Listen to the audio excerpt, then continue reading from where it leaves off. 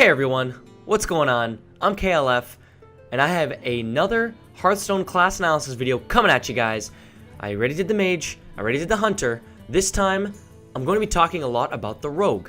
So, the Rogue is going to be the third class I'm analyzing right now so far in Hearthstone. I do feel like this is the class that I've played the most. I do enjoy the flavor of the Rogue, and I do enjoy some of the mechanics that are commonly found in some of the Rogue's cards. Without further ado, though, I'm KLF.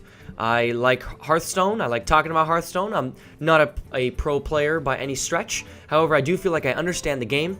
I used to play a lot of Magic the Gathering. I've played Magic the Gathering for years, so I do have some familiarity with the mechanics of collectible card games and competitive card games and things like that. So I'm going to go ahead and get right into it here. You could find the class analyses that I have for the other classes part of this YouTube playlist, so you can go check out those videos. I also give a preview video about Hearthstone.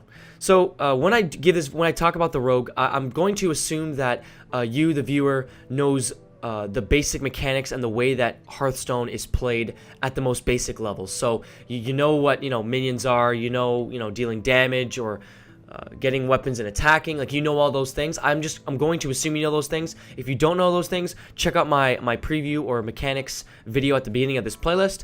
But without further ado, let's get into it. So as I do with my other videos, I don't talk about all the cards available for each class. Rather, I talk about some of the most commonly available cards. So for the Rogue, I feel like I have the most cards of any class. I have 17 of the different cards, including an Epic down here, but we won't really be talking about it too much, maybe just talking about a few of the rares, but talking about the basic cards, let's take a look at kind of what the Rogue does, especially in, I just realized this is misspelled. This is embarrassing, actually. This is embarrassing. I'm gonna just quickly redo that. We'll take a look at the sample deck list in a bit, but I am going to talk a bit about the mechanics and the cards first. Before I get into the deck list itself. I usually give a sample deck list at the end. We'll get to that in a bit. Okay, so the Rogue. What does the Rogue do? Well, you'll notice that combo is the unique mechanic that a bunch of Rogue cards have, and the way combo works is, as you can see from the tooltip, if you've already played a card that turn, whenever you play a card that has a combo effect, then you'll automatically get the combo effect instead of just the regular effect. So for instance, Cold Blood is 1 mana, give a minion +2 attack, it's alright, but if you combo, let's say you've played another spell prior in the turn, then you can give a minion +4 attack instead, and it's permanent. So that's not bad. With this combo mechanic, you want to keep in mind that as the Rogue, you're going to want to be trying to draw cards. You're going to notice that it's not... there are a few cards that replace themselves. They draw cards after you play them. There's also a particular card in mind that lets you draw multiple cards. But with the Rogue, you're going to want a bunch of cards to fuel the attack. And you're going to want to use those cards in succession in order to get the most out of your combo cards. So things like Cold Blood, Eviscerate, so it deals 2 mana for 2 damage is meh, but 2 mana for 4 damage and you can target anything, that's a bit better. It can be used as a pretty good removal spell. You can also deal damage straight to the hero. The enemy hero, it's pretty neat. So the way that combo works. So you'll notice from the Rogue, or at least a lot of the cards I have, I do have some late game bombs, as in I have Sprint, Vanish, Kidnapper, a lot of late game stuff. But you notice that most of the cards seem to be quite inexpensive, and that's, I guess, partially to work with the combo mechanic, and partially because that's the way the Rogue is. I feel like the Rogue plays a lot of smaller cards that, I mean, outside of your Assassinates and higher, the Rogue plays a lot of smaller cards that have like minute or like subtle effects on the game, but over time that'll add up and amount to something so much more. So one card that I like to play, and one card that I like a lot, is Defias Ringleader. So it's 2 mana for a 2/2, but it does have a combo where you summon a 2/1 Defias Bandit as well. So if you've played a card, I mean, 2 mana for a 2/2 is quite average, if not subpar. But if you take that and you combo it, so let's say I play it on turn 3 because I played a Cold Blood or a Deadly Poison on my weapon, let's say earlier in the turn, then suddenly it's 2 mana for a 2/2 and a 2/1. That's pretty good. That's pretty good. I mean, the Murloc, I believe it's Murloc Scout in the neutrals. Let me get over to it. Oh, nice. Some new cards. I believe it's Murloc. Where is it? It's or is it 3 mana? It's right here, 2 mana. Murloc Tidehunter. 2 mana for a 2/1, and it gives you a 1/1 as a battle cry. When you look at something like the Defias Bandit, it's just better. I mean, the only downside is you need to combo something with it. So that's costing you a card or mana, meaning that it's not going to be necessarily an ideal turn 2 play, unless you have cards like Backstab to back it up. So that's a card that I kind of like. Combo helps you get kind of value for your money here. Just looking at a couple other combo cards. My epic is Kidnapper. I feel like he's okay. I like playing him for the flavor. I think he's pretty cool like that. If you're looking to kind of sway the momentum in the late game, if you combo Kidnapper on turn 7, turn 8 with a weaker spell, he's not bad actually. Because let's say I end up playing something like a backstab or a deadly poison. You know, I buff my, let's say I have an Assassin's Blade in play on turn 6, and then I deadly poison it, so now I have 5 attack and 4 durability.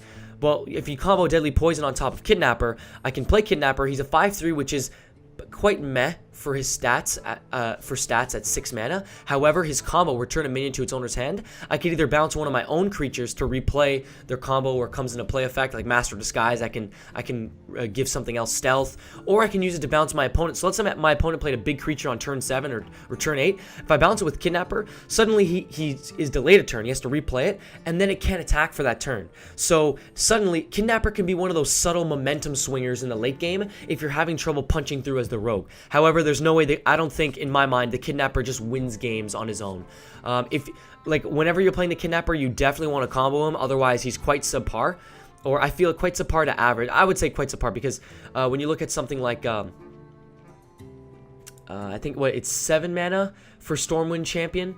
And I mean, the Stormwind there, it's like 7 mana for 6/6 and it buffs all your guys. Here, it's 1 less mana. He's a 5/3, so his stats significantly worse and does not buff anything else. But the key is you want to use its combo in a combo. So I can use it to reuse my Master Disguise or reuse other Battlecry effects. The Rogue's, I guess, a bad example. I would look towards neutrals. Reset Divine Shields. I could use it with Defias Ringleader and then replay it on top of it to get another 2/1 Bandit. So there's some combo potential, but I'd say primarily using Kidnapper, you play the card, using bounce to set the opponent back, because Hearthstone is a heavy tempo game. So if your opponent plays a big creature and you play Kidnapper, you bounce them back, now you have the priority, because even if they waste another turn, spend most if not all their mana to replay that big creature, now you have the priority, you have the onus where you can attack into that creature, try and trade or deal with that creature before it has a chance to respond.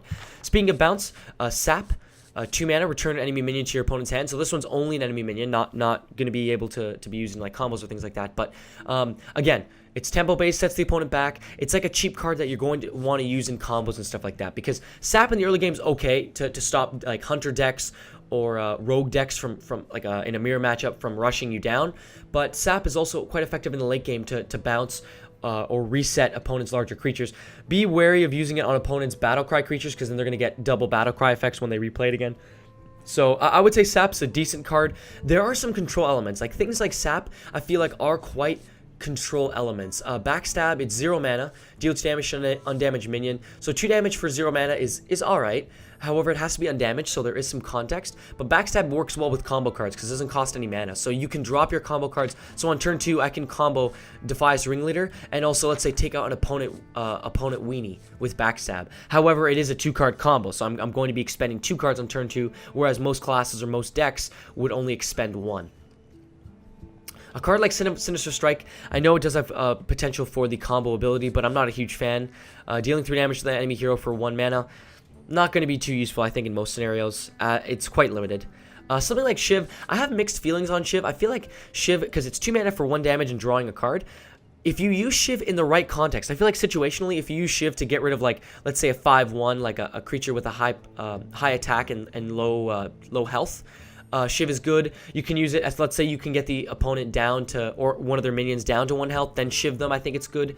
On its own, unless you're using it with other removal or damage type options, I feel like Shiv isn't the most useful, but I like the fact that you draw a card. So 2 mana, you deal a damage, draw a card, it replaces itself in your hand, and it's 1 damage, almost for free, essentially, unless you factor in the fact that it costs 2 mana. But if you can use Shiv to help trade for something, it's excellent, because you redraw something else and you can draw into something like a deadly poison to help deal damage or start trading as the rogue, or you might draw into an assassinate. So speaking of assassinate, it seems to be, I want to say rogue is one of the only classes that has a straight up creature kill. So it's 5 mana to destroy an enemy minion. It's single target kill, and as you can kind of see, outside of a couple cards like Fan of Knives, the rogue seems to have issue dealing with lots of creatures at a time. So if you start to flood the board, go heavy aggro as a hunter, that might be a way to kind of stop the rogue, especially because the rogue which the hero power, which we'll get to in a sec, is only good at single target or just whittling away the opponent's life total. But something like Assassinate, excellent on trading with an opponent's bomb. Because usually the opponent, let's say they drop a big creature turn 7, turn 8. Next turn you can assassinate and still play something smaller. So you can just trade 1 for 1. You're assassinate for their big creature, especially if they invest pump ups or buffs in that creature. You can trade multiple cards for 1. Assassinate pretty solid in that regard. It can also just immediately get rid of creatures with Divine Shield. I find Assassinate being good against a lot of Divine Shield decks or Divine Shield creatures because it gets around it. You don't have to worry about dealing multiple instances of damage. You don't have to worry about having it trade 2 for 1. You can just assassinate it straight up, get it out of the game. Let's move on from that. So Assassinate kind of good in that regard. And before I get to the rogue's hero power, I know I started with the hero power for the other 2 classes. I'll get to the rogues in a second, but you'll notice that things like Assassin's Blade seem to be kind of like the win con cards of the rogue. It seems with the rogue, you want to control a little bit, use cards like Assassinate and Sap to control the board. A card like Vanish, return all minions to their owner's hand, could be a good reset if the board state is in your favor or your opponent has invested quite a few cards in buffing their own board state. You can use Vanish and reset the board, stall out the game a little bit more. The Rogue, I feel like, benefits from early aggression and going for an early game win. However, it does have some late game options. Something like a Sprint, so 7 mana, drawing 4 cards, especially with the rogue, and you're gonna be playing a lot of cards, comboing a lot of cards. As the rogue, if you can live or you're comfortable with the board state by turn 7, turn 8, Sprint could almost single-handedly win you the game. I mean, you play a Sprint, you draw into a couple of your bigger creatures, maybe you draw into an Assassinate to get rid of a pesky creature on the opponent's board, maybe an Assassin's Blade so you can start trying to deal damage, even a Head Crack, because getting the cards in order to combo, I feel, is really useful. So like a card like Head Crack on its own, 3 mana for 2 damage to the enemy hero, is usually not good at all. But the fact that it has combo, returning it to your hand next turn, as long as you can keep your hand stocked with a card like Sprint, let's say you get to that late game state, you get Head Crack, you play Sprint, you can play a lot of cheaper cards to try and tinker with the opponent's board, and then use Head Crack every turn, just 3 mana every turn to keep whittling them away. That seems to be the theme of Rogue. So, because the Rogue's power is 2 mana for, you get a 1/2 dagger. You equip a 1/2 dagger for 2 mana. And so what that is, it's 1 attack and has 2 durability. So as the rogue, using your hero power, it's not going to be totally beneficial to trade with creatures a lot of the time. I do find trading with creatures could be a bit problematic for something like the rogue. However, if you use its hero power and you just use it to slowly, like, you use the power and you whittle away at the opponent, or you hold on to the weapon just in case. You can use cards like Deadly Poison, which I do rather like, giving your weapon +2 attack. Then it becomes more beneficial to trade with creatures. So you can use it to attack into taunt creatures or creatures that perhaps, even though you'll take a bit of damage in the early game, it seems to be, like, as the rogue, it's worth it because you're trading life for opponent's board, and I feel like that's kind of important to help gain tempo on certain types of decks. So let's say your opponent plays a big creature, or they invest a lot in playing a couple larger creatures and you can't get rid of them. It's not necessarily a bad idea to use the rogue's hero power, especially with cards like Deadly Poison, to whittle away the opponent's creatures or trade with the opponent's creatures. Even if you take, like, 5, 6, 7 damage in the early game, it might be okay because all you're doing is really trading a card like Deadly Poison and life points for opponents' like game-changing minions. Once you can kind of gain the advantage in the board state, use cards like Sap or Assassinate. You can use a card like Vanish to reset the board. Something like that I feel like is beneficial for the rogue, and it helps you, once you establish that board presence, you can use your combo cards, your smaller cards, mid-range neutrals, cards like Kidnapper, Master Disguise, Defias Ringleader. You can use that to kind of sway the board in your favor. Plus you keep poking them every turn with your rogue hero power. Just looking at a couple neutrals that kind of fit into this whole theme. Something like Loot Hoarder is pretty good. I mean, 2 mana for a 2/1. You want it for an early trade. When it dies, you draw a card. Obviously pretty good. I wouldn't worry too much. Oh, here's Defender of Argus. I didn't even realize I opened this, actually. But I mean, Defender of Argus, you'll notice when I show my rogue deck, I don't really have a whole lot of creatures with taunt. So against beatdown decks, you might want to use creatures like Defender of Argus to help, because you're going to have a lot of weenies. So you can use Argus, you get a 3/3, plus you can get another, like, other 2/2s or 3/2s that have taunt. So I mean, when you look at a lot of the rogues class-specific cards, a lot of them are like trickery or spells, not a lot of creatures. So cards like average neutrals, just remaining solid, will certainly help you out. Something like Darkscale Healer might also help with your weenies. Spellbreaker might help deal with an opponent, a knowing creature that you can't assassinate or you're waiting to assassinate. Part of the rogue, I feel like, is knowing when to use your devastating kill spells and when not to use your devastating spells. So, I mean, something like a card I haven't talked about yet, like Fan of Knives. So dealing 1 damage to all enemy minions and drawing a card, pretty good. I don't personally play it, but I feel like it could be a card in some decent formats. It's the only solution that the rogue really has to deal with many creatures. But when you look at the rogue, something like Fan of Knives, fairly contextual. Something like Sap, you need to know when to use Sap. If you use it on the wrong creature, your opponent just replays it next turn, and let's say it comes back better or stronger, or they buff it. Suddenly, you wasted a card for nothing, really. It's a card like Sap, I feel like, is underrated in the sense that it helps gain you tempo, and gaining tempo is what the rogue is all about. Especially with its hero power, you want to you can go for the early game aggression, or you can kind of drag it out, use the rogue's power to help to get beneficial trades at the cost of some life, or just keep poking the opponent. So here's a sample deck list. I know this video is a little bit shorter than my prior ones, and that's something I kind of tried to keep in mind. But here's my rogue deck list. I've played it to some success. It definitely wins more than it loses in casual play.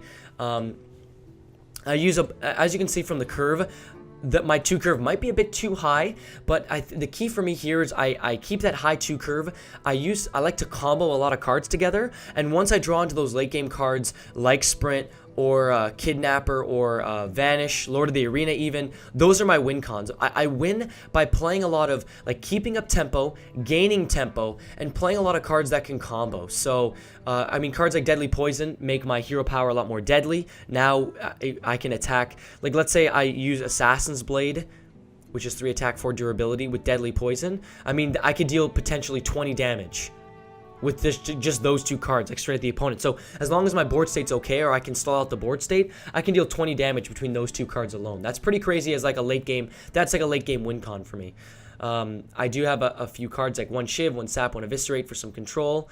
The Swamp Ooze seems to be a staple. I do enjoy Defias Ringleader, Frostwolf Grunt. I know it's 2 mana for a 2/2 taunt. I can use that though to help stall out, so I can play it. My opponent needs to trade or needs to dedicate a spell or something in order to hit through, because I do have the cheaper taunt minion.